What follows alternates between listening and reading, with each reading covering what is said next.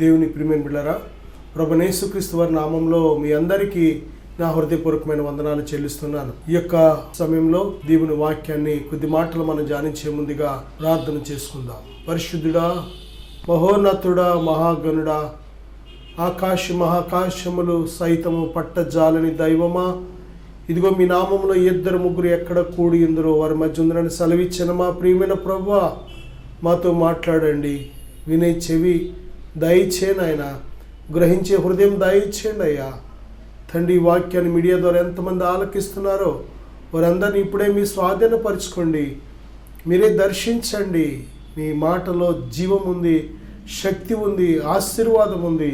నీ బిడ్డలు వాటిని పొందుకునేందుకు సహాయం దయచేయమని యేసుక్రీస్తు వారి నామములో అడుగుచున్నాను తండ్రి, ఆమేన్. బిడ్డలారా, ఈరోజు దేవుని యొక్క వాక్యాంశము కన్ను హృదయము. కన్ను హృదయము, కంటికి హృదయానికి ఉన్న సంబంధాన్ని మనం ఈరోజు ధ్యానం చేయబోతున్నాం. దేవుడు మనకిచ్చిన ఈ దేహము చాలా గొప్ప శక్తివంతమైన అవయవాలను కలిగి ఉంది. పంచేంద్రియాలు అంటే ఈ కన్ను, చెవి, నాలుక, స్పర్శ. దేవుళ్ళరా, ఈ పంచేంద్రియాలు, ఈ సెన్సెస్ అంటూ ఉంటారు. ఈ సెన్సెస్ ఇవి ఎంత శక్తివంతమైనవి అంటే, ఈ భూమి మీద మానవుడు క్షేమంగా బ్రతకాలి అంటే, ఈ మానవుడు మరి ప్రతి విషయంలో కూడా ఫెయిల్ అవ్వకుండా ఉండాలి అంటే ఈ పంచేంద్రియాలు చక్కగా పనిచేయాలి. కన్నును దేవుడు ఎంతో చక్కగా అందంగా చేశాడు. అంతేకాదు, కంటికి చాలా శక్తినిచ్చాడు చూడడానికి, చూచి వివేచన చేయడానికి. అలాగే నోటినిచ్చాడు. దేని బిడ్డలారా, తన హృదయంలో ఉన్న ఆ యొక్క ఆలోచనలను బయటకు పంచుకోవడానికి, అలాగే మనిషి హృదయంలో ఏదైతే ఉందో దానిని బయట పెట్టడానికి, ఇతరులతో పంచుకోవడానికి చక్కటి భాషనిచ్చాడు దేవుడు. అలాగే దేని బిడ్డలారా, మరి ఇతరులు చెప్పే వాటిని వినడానికి చెవినిచ్చాడు. దేని బిడ్డలారా, ఎంత గొప్ప శక్తివంతమైన పంచేంద్రియాలు. మన యొక్క దేహం కూడా ఆరోగ్యంగా కాపాడుకోవడానికి స్పర్శనిచ్చాడు. ఎక్కడ మనకు చీమ అలాగా అంటుకున్నా సరే, ఏది అంటుకున్నా సరే వెంటనే స్పర్శ మనకు తెలియచేస్తుంది. గుచ్చుకున్నా తెలియచేస్తుంది, నొప్పి వచ్చినా వెంటనే తెలియచేస్తుంది. ఎంత గొప్ప సెన్సార్స్ అంటే, దేని బిడ్డలారా, ఈ ప్రపంచంలో ఏ నరుడు కూడా ఇటువంటివి తయారు చేయలేడు. అంత శక్తివంతమైన జీవం కలిగిన అవయవాలను దేవుడు మనకి ఇచ్చాడు. అయితే ఇదే అవయవాలు మనము కానీ అవిశ్వాసులుగా ఉన్నట్లయితే, భక్తిహీనులుగా ఉన్నట్లయితే, దేవునిని ఎరుగని వారిగా ఉన్నట్లయితే, ఏ అవయవాలైతే దేవుడు మనకు మేలు కోసం ఇచ్చాడో అవే అవయవాలు మనకు కీడుకరంగా మారుతూ ఉంటాయి. అవే అవయవాలు మన జీవితాలను నాశనం చేయడానికి ఉపయోగపడుతూ ఉంటాయి. కాబట్టి కొద్ది విషయాలు మనం దేవుని వాక్యాన్ని ధ్యానం చేద్దాం. మొదటిగా ఈ వర్తమానంలో కంటిని గురించి మనము ధ్యానం చేయబోతున్నాం. కన్ను యొక్క ప్రాముఖ్యత, కంటిని ఏ విధముగా మనము సిద్ధపరచుకోవాలి అనేది కూడా చాలా ప్రాముఖ్యమైన అంశం. ప్రియబిడ్డలారా, ఇంత గొప్ప చక్కటి ఈ మాటలు పరిశుద్ధ దేవుని వాక్యంలో దేవుడు సెలవిచ్చినట్లు ఎక్కడ కూడా మనం చూడలేము. ఈ మాటలు మనకు జ్ఞానం ఇచ్చే మాటలు. ఈ మాటలు మనకు కావలసిన మంచి భక్తి చేయడానికి, దేవునికి ఇష్టమైన పాత్రగా జీవించడానికి ఉపయోగపడే మాటలు దేవుడు మన కోసం పరిశుద్ధ దేవుని బైబిల్ గ్రంథంలో వ్రాయించి ఇచ్చాడు. ప్రియబిడ్డలారా, మత్తయి సువార్త ఒకసారి చదువుదాం. 6వ అధ్యాయం 22వ వచనం కానీ మనం చూసినట్లయితే, దేహమునకు దీపము కన్నే గనుక నీ కన్ను తేటగా ఉండిన ఎడల నీ దేహమంతయు వెలుగుమయమై ఉండును. నీ కన్ను చెడినదైతే నీ దేహమంతయు చీకటిమయమై ఉండును. నీలోనున్న వెలుగు చీకటి అయి ఉండిన ఎడల ఆ చీకటి ఎంతో గొప్పది. చూడండి, నీ కన్ను చెడినదైతే నీ దేహమంతయు చీకటిమయమై ఉండును. నీలోనున్న వెలుగు చీకటి అయి ఉండిన ఎడల ఆ చీకటి ఎంతో గొప్పది. దేహమునకు దీపము కన్ను. దేవుడు స్పష్టంగా చూడండి, దేహమునకు దీపము కన్ను. దీపం ఒక ఇంట్లో వెలిగిస్తే ఆ ఇల్లంతా ఎంత వెలుగుగా ఉంటుందో. ఒక లైట్ వేసామంటే, చీకటిలో ఉన్న గదిలో ఒక లైట్ వేసామంటే ఆ గదంతా కూడా ఎంత వెలుగుతో ప్రకాశిస్తూ ఉంటుందో. మన దేహం అనేది ఒక ఇల్లు. ఈ ఇల్లు అనే దేహంలో దేని బిడ్డలారా, దేవుడు వెలుగుతో ఉండాలని ఆశపడుతున్నాడు. ఎలాగా ఈ వెలుగు ప్రకాశిస్తుందంటే, ఈ యొక్క దేహానికి దీపం ఎవరు అంటే కన్నే దీపం.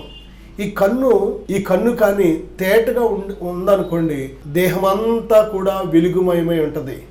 ఒకవేళ కన్ను చెడినదైతే, అంటే దీపం ఆరిపోతే, అంటే చీకటి అయిపోతే, ఆ దేహం అంతా కూడా చీకటిమయమైపోతూ ఉంటుంది. దేహమునకు దీపము కన్ను.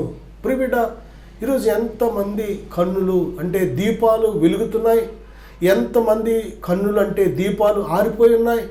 ప్రియులారా, ఎంతమంది నేత్రాలు చెడిపోయి ఉన్నాయి. దాని అర్థం, చెడిపోయిన కన్ను ఎంత ప్రమాదకరం అంటే నీ జీవితాన్నే చీకటిమయం చేసేస్తూ ఉంటుంది. చీకటితో ఉన్న గదిలో దేవుడు ప్రవేశించలేడు.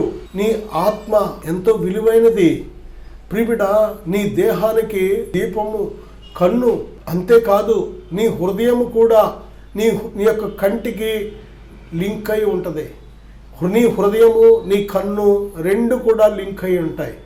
ఒక వ్యక్తి హృదయము చెడిపోతే కన్ను చెడిపోయిందని అర్థం.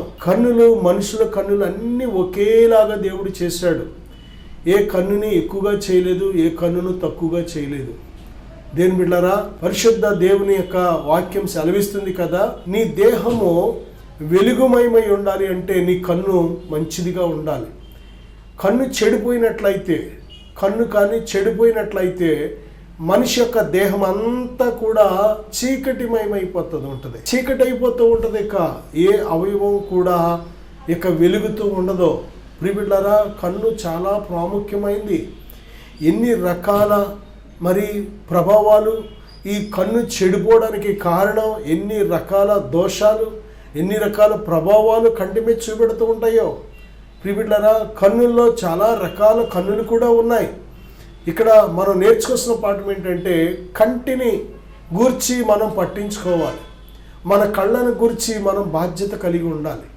ప్రియులారా, నోరు అనేది కేవలం హృదయంలో ఉన్న మాటలు శబ్ద రూపంలో రావడానికి, కానీ కన్నులైతే మన హృదయంలో ఉండే ఆ దురాశలను ఆకర్షించేది కన్ను. మన హృదయంలో ఉండే అనేక రకాల చెడు స్వభావాన్ని ఆకర్షించేది కన్ను. ఒక వ్యక్తి కన్ను చెడిపోయిందంటే హృదయం చెడిపోయిందని అర్థం.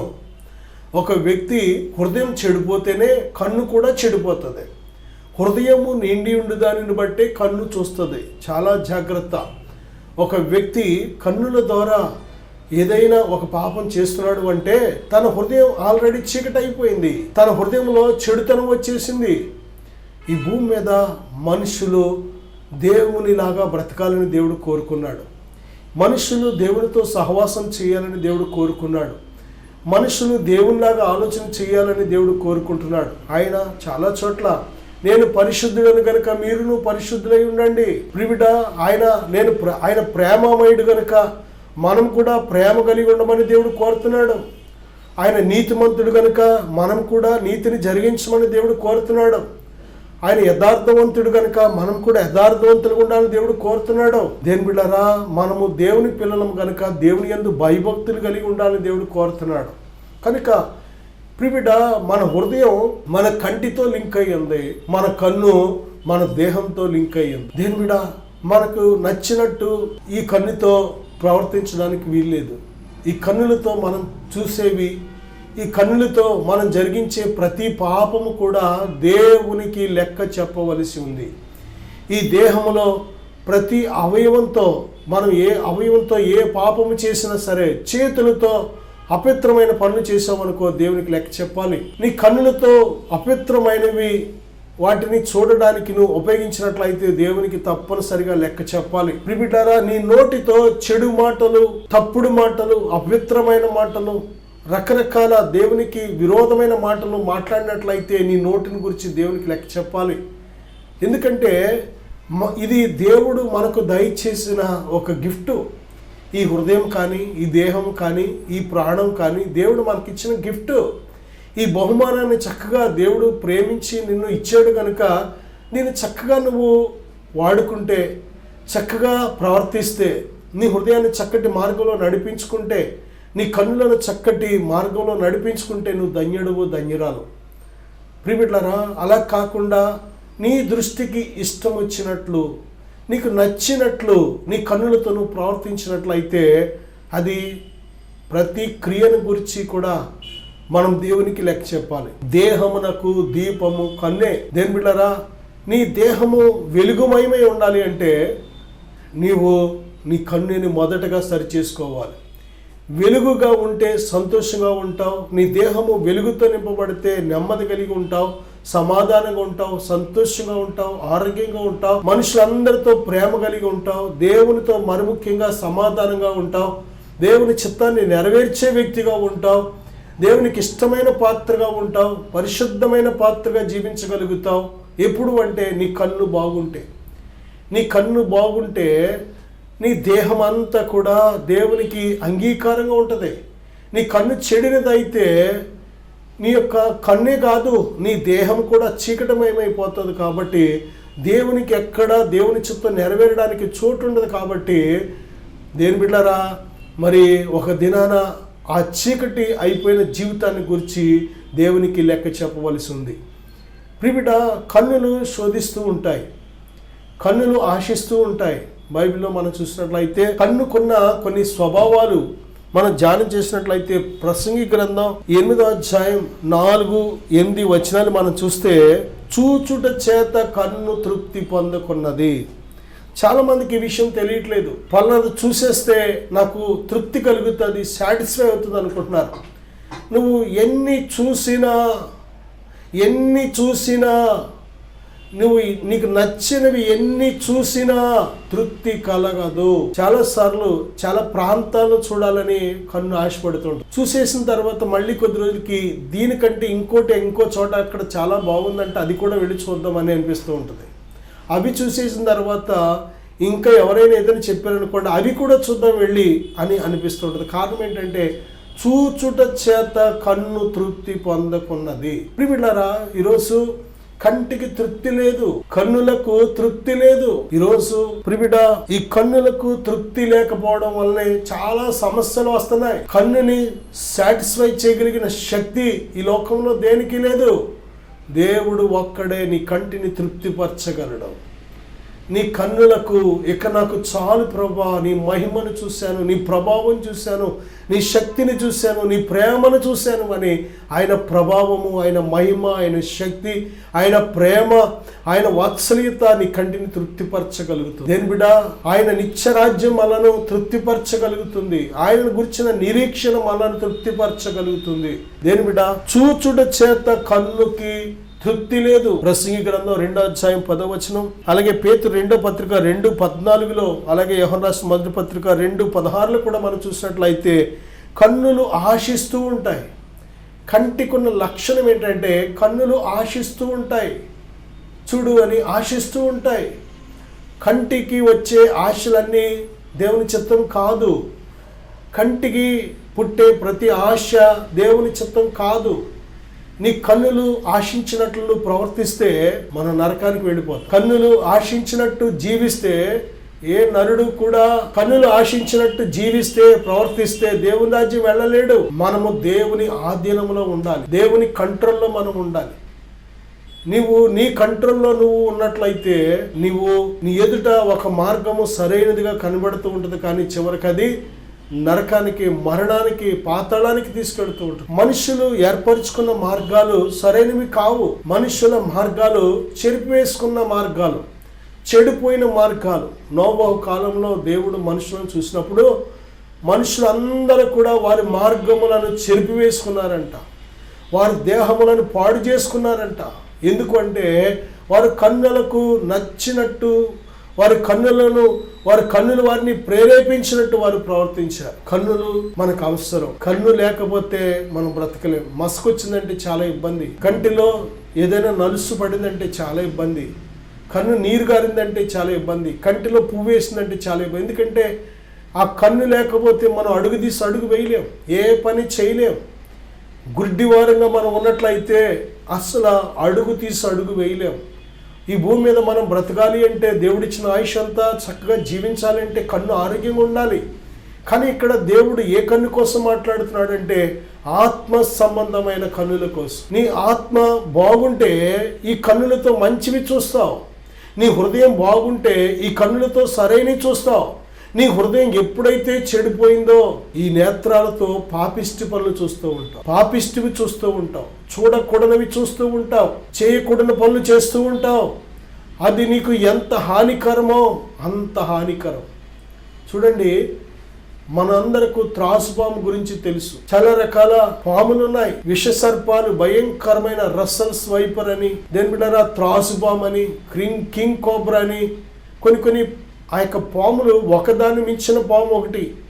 దాని విషము చాలా తక్కువ పర్సంటేజ్. దేని బిడ్డ సూది మనంత విషం మన దేహంలోకి ఎక్కిందంటే అది పూర్తిగా మన ప్రాణాన్ని తీసేస్తుంది. పాము విషయం ఎంతో అక్కర్లేదు, మన బ్లడ్లోకి కొంచెం వెళ్ళిందంటే చాలు. చాలా తక్కువ పర్సంటేజ్, చుక్కలో 10వ వంతు వెళితే చాలు. నీటి చుక్కంత పరిమాణంలో ఉన్న విషము అందులో 10వ వంతు వెళ్ళిందంటే చాలు, మన దేహం అంతా కూడా అది విషంతో నింపేస్తుంది, రక్తాన్ని ఎరగొట్టేస్తుంది. గుండెకు కావాల్సిన రక్తాన్ని అందివ్వకుండా, ఊపిరి పీల్చుకోకుండా, మెదడు పని చేయకుండా మొత్తం అన్ని వ్యవస్థల మీద దాడి చేసేస్తుంది విషం. అది తక్కువే కావచ్చు, అది నాలుగుకి తగిలినా, రక్తంలోకి వెళ్ళినా, గాయాల దగ్గర తగిలినా అది చాలా ప్రమాదం. దేని బిడ్డ అంతకంటే ప్రమాదకరమైనది ఏంటో తెలుసా? మనము చూచుచున్న విషయాలు. విషము కంటే చాలా వేగముగా నీ హృదయాన్ని మార్చేసేది, నీ హృదయాన్ని పాడు చేసేసేది. దేని బిడ్డ నీ కన్నుల ద్వారా వెళ్ళే సమాచారము, నువ్వు ఏమి చూస్తున్నావు, వేటి మీద నీ కన్నులు పెడుతున్నావు, వేటిని నీ కన్నులు దృష్టిస్తున్నాయి, నువ్వు జాగ్రత్తగా చూసుకోకపోతే విషాన్ని చూసేస్తావు. ఆ విషము లోపలికి వెళ్ళిందంటే నిలువున నీ ఆత్మను చంపేస్తుంది, నీ ఆత్మను నరకానికి సిద్ధపరిచేస్తుంది. దేని ప్రిబిడ్డ ఈరోజు కన్నుల పాపం అనే బంధకము చేత బంధించబడిన వారు ఎంతోమంది, వారి కన్నులు ఆశించినట్లు, వారి కన్నులు వారిని ప్రేరేపించినట్లు వారు బ్రతుకుతూ ఉంటారు. పగలు ఒకలాగా బ్రతుకుతారు, రాత్రి ఒకలాగా బ్రతుకుతారు. అందరూ ఉంటే ఒకలాగా ఉంటారు, ఎవరు లేకపోతే ఒంటరిగా ఉంటే ఒకలాగా ఉంటారు. ప్రిబిడ్డ ఊరిలో ఉంటే ఒకలాగా ఉంటారు, ఊరు దాటితే ఒకలాగా ఉంటారు. కారణం ఏంటంటే వారి ప్రవర్తన మార్పుకి కారణం ఏంటంటే కేవలం వారి కన్నులు వారిని నాశనం చేసేసినాయి, వారి కన్నులు వారిని మోసం చేస్తున్నాయి. నా సహోదరుడా, సహోదరి, కన్నులు ఆశిస్తూ ఉంటాయి. మొదటిగా కన్ను యొక్క స్వభావం తృప్తి కలగదు. నువ్వు ఎన్ని చూసినా నీ బ్రతికంతా కూడా వ్యర్థమైన వాటిని, అబద్ధమైన వాటిని, అపవిత్రమైన వాటిని, నేను నాశనం చేసే వాటిని, వేటినైనా సరే ఎంత చూసినా అవి ఏమాత్రము కూడా నీకు తృప్తిని ఇవ్వవు. రెండవదిగా మనం చూస్తే కన్నులు ఆశిస్తూ ఉంటాయి, ఆశపడుతూ ఉంటాయి కన్నులు. చాలా జాగ్రత్త. కన్నులు ఆశపడి అని నువ్వు కానీ అలాగున్నావు అంటే నీ మనస్సు వెళ్ళిపోతుంది వెనకాలే. మనసు వెళ్ళిపోయిందంటే మనిషిని లాక్కెళ్ళిపోతుంది తర్వాత కొద్ది కాలానికి. ప్రియబిడ్డలారా, బైబిల్ చెబుతుంది కన్నులు ఆశించిన వాటిని ఏమాత్రం కూడా అనుసరించకూడదు. నువ్వు దేవుని స్వాధీనంలో ఉన్నప్పుడు నీ కన్నులు దేవుని స్వాధీనంలో ఉంటాయి. ప్రభువైన యేసుక్రీస్తు వారిని హృదయంలో చేర్చుకుంటున్నప్పుడు నీ హృదయము దేవుని ఆధీనములో, దేవుని కంట్రోల్లో ఉంటుంది కనుక నీ కన్నులు కూడా దేవుని కంట్రోల్లో ఉంటాయి. మనము ప్రభువైన దేవుని ఎందుకు నమ్ముకోవాలో తెలుసా? ఎందుకు దేవుని ఆత్మను మనం పొందుకోవాలో తెలుసా? దేవుని ఆత్మ లేకపోతే ఎందుకు మనం పరలోక రాజ్యం వెళ్ళలేమో తెలుసా? అసలు మన హృదయం దేవుని ఆత్మ చేత నడిపించబడినప్పుడే మనము కన్నులతో మంచి వాటిని చూడగలం, మన కన్నులను మంచి పనులకు ఉపయోగించగలం, మన కన్నులను దేవుని చిత్తానుసారంగా జీవించడానికి ఉపయోగించగలం. నువ్వు ఎప్పుడైతే దేవునికి నీ హృదయంలో చోటు ఇవ్వలేదో, ఎప్పుడైతే నీవు దేవునికి లోబడే మనసు నీకు లేదో, ప్రియబిడ్డ నీ కన్నులు ఆశించినట్లు నీ హృదయం, నీ మనసు పరిగెడుతూ ఉంటుంది. అలా వెళ్ళావంటే తర్వాత జీవితం కూడా పూర్తిగా సంపూర్ణంగా నాశనం అయిపోతూ ఉంటుంది. బైబిల్ ఏం చెప్తుందంటే కొన్ని కన్నులు మత్తయి సువార్త 5వ అధ్యాయం 19వ వచనంలో, మత్తయి సువార్త 5వ అధ్యాయం 29వ వచనంలో అభ్యంతరపరిచే కన్నులు ఉంటూ ఉంటాయి. కన్నులు అభ్యంతరపరుస్తూ ఉంటాయి, చాలా జాగ్రత్త. చూడు చూడు చూడు చూడు చూడు చూడు చూడు ఎవరు లేరు చూడు అని అభ్యంతరపరుస్తూ ఉంటాయి, ప్రేరేపిస్తూ ఉంటాయి, మనసు లాగేస్తూ ఉంటుంది చూడడానికి. కన్ను యొక్క స్వభావం కారణం ఏంటంటే వారు తమ హృదయంలో దేవునికి చోటియ నొల్లకపోయిరు గనుక అని రోమపత్రిక 1వ అధ్యాయంలో స్పష్టముగా దేవుడు హెచ్చరిస్తున్నాడు. దేవునికి నువ్వు ఎప్పుడైతే చోటు ఇవ్వవో నీ హృదయంలో, ప్రియబిడ్డ, దేవునికి చోటు ఎక్కడ ఇవ్వాలో తెలుసా? మనం మందిరానికి వెళ్ళడం గొప్పది కాదు, బైబిల్ చదవడం ఎంత గొప్పదో అంతకంటే నీ హృదయాన్ని మొదట దేవునికి ఇవ్వాలి.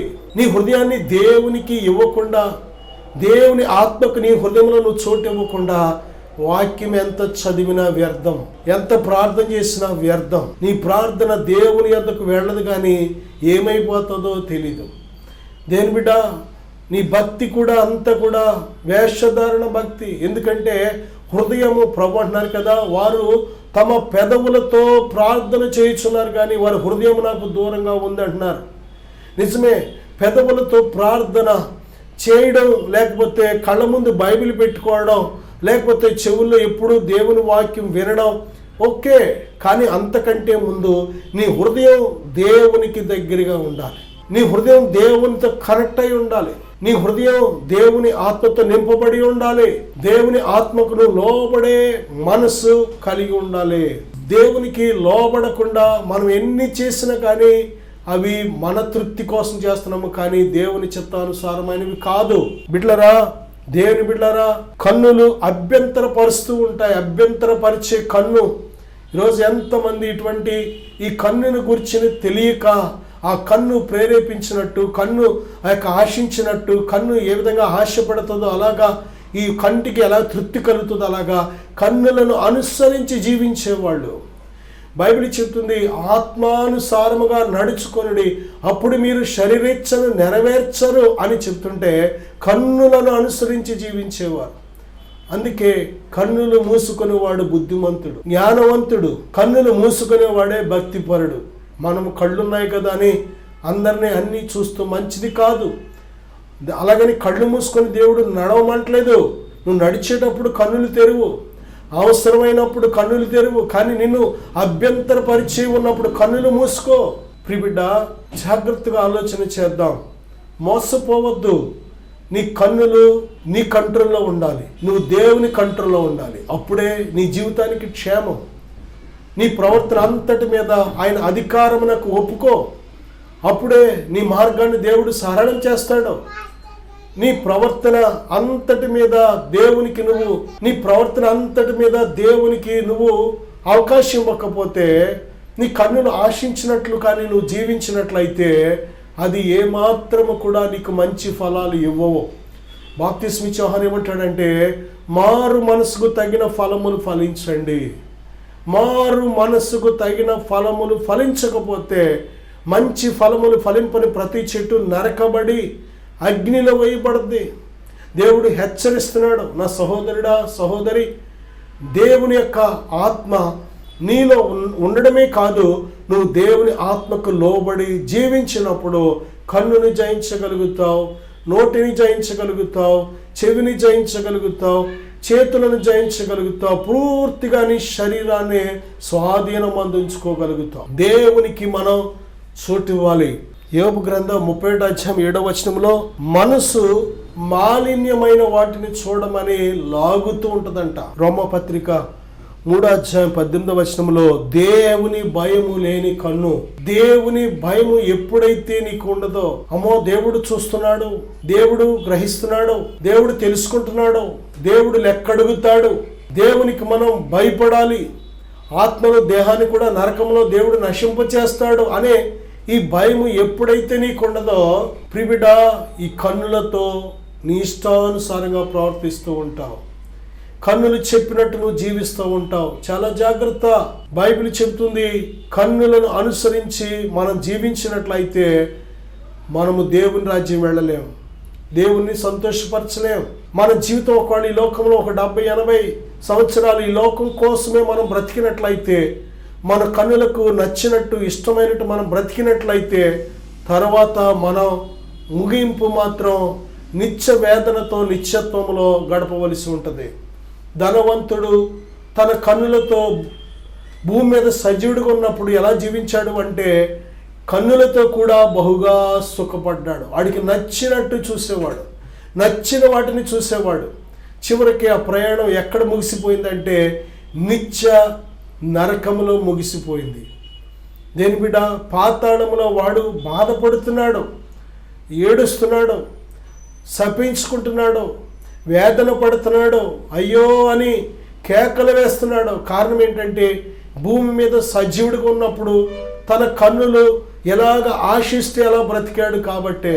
దేని బిడ్డలారా, మన కన్నులు మంచివిగా ఉండాలి, మన నేత్రాలు పరిశుద్ధంగా ఉండాలి, మన నేత్రాలు దేవుని ఆధీనంలో ఉండాలి, మన కన్నుల ముందు దేవుని భయం ఉండాలి, మన కన్నుల ముందు దేవుని వాక్యం ఉండాలి, మన కన్నుల ముందు దేవుని మనం నిలబెట్టాలి, దేవుని వైపే మనం గురిపెట్టాలి. ప్రిబిడ్డ, మన కన్నులను దేవుడు స్వాధీనపరుచుకొనును గాక. ప్రిబిడ్డ, చిన్న ప్రార్థన చేద్దాం, విశ్వాసంతో ఏకీవిద్దాం. పరిశుద్ధుడా, ఘనమైన తండ్రి, నాయన మా కన్ను ఎంత అవసరమో అదే సమయంలో ఆ కన్నుని ఏ విధంగా నడిపించాలో, నడిపించే దేవా మీకు ఏ విధంగా సమర్పించాలో నీ బిడ్డలకు నేర్పించండి, మాట్లాడండి. ఇప్పటి వరకు అనేక విషయాలు మాతో మాట్లాడిన ప్రభువా, ఇదిగో నీ బిడ్డలు నీ స్వాధీనంలో ఉండేటకు సహాయం దయచేయండి. కన్నులను అనుసరించి జీవించడం కాదు, కానీ ఆత్మను అనుసరించి జీవించుటకు నీ బిడ్డలకు నేర్పించండి. అయ్యా, మేము మీ స్వాధీనంలో ఉన్నప్పుడు మా కన్నులు మా స్వాధీనంలో ఉంటాయి. మేము మీ స్వాధీనంలో లేనప్పుడు మా కన్నులు నాయన ఇదిగో సాతాను మమ్మల్ని స్వాధీనపరుచుకొని మా కన్నులతో పాపిష్టివి చూడడానికి వాడు వాడుకుంటూ ఉంటాడు. మేము సాతాను చేత మోసపోకుండా, వాడికి బానిసవ్వకుండా, శత్రువు చేతిలో మా దేహము నశించిపోకుండా ప్రభువా మీ చేతిలో పరిశుద్ధమైన పాత్రలుగా జీవించుటకు సహాయం దయచేయండి. మమ్మలను చెరుపు వాటిని అయా విడిచిపెట్టుటకు సహాయం దయచేయండి. నీ బిడ్డలను ఇప్పుడే బలపరచండి, లేవనెత్తండి. వారి నేత్రాలతో మంచి దర్శనాలు చూసేవారిగా, ఓ నాయన మిమ్మలను చూసే నేత్రాలుగా ప్రభువా, ఇదిగో హృదయ శుద్ధి గల వారు ధన్యులు, వారు దేవునిని చూచెదరని మీరు వాగ్దానం చేసిన రీతిగా వారి హృదయాలు శుద్ధిపరుచుకొని నాయన మిమ్మలను నిత్యము వారి కన్నుల ఎదుట చూసే ధన్యత దయచేయమని ఇదిగో తండ్రి మమ్మల్ని అందరూ మీ చేతులుగా అప్పగించుకుంటూ యేసుక్రీస్తు నామములో ప్రార్థిస్తున్నాను తండ్రి, ఆమేన్. God bless you.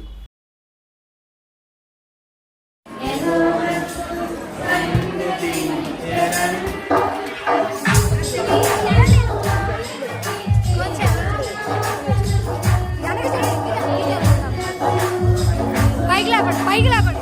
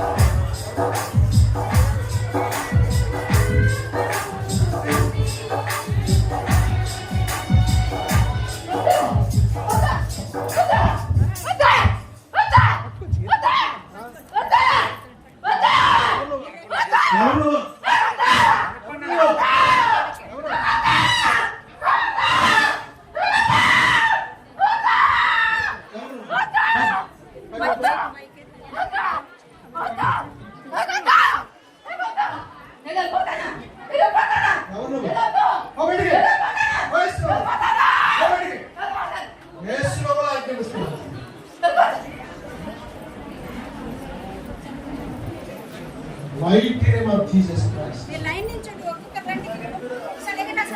Go on, free. దేవుని నేర్పించండి. చప్పట్లు కొడదాం.